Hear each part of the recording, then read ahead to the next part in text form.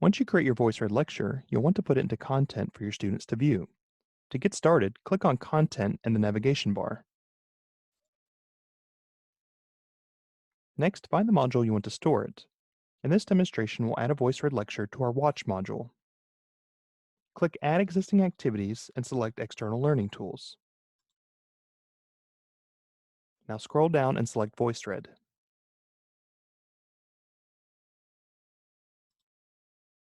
This adds a link to your account, which will be replaced by the VoiceThread after we select it. Go ahead and click on the link.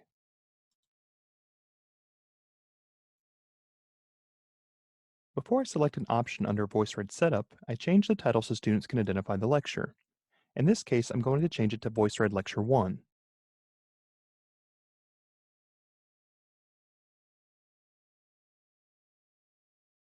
Now I'm going to select individual VoiceThread from the options below. This will add your lecture so students can view and comment on it. However, this method will not allow you to grade your students when they watch or comment. We will cover tracking and grading VoiceThreads in the next video on Assignment Builder. The final step is to select your lecture and click Share with Class. To see your VoiceThread, click Refresh. Your VoiceThread lecture is now inserted into content.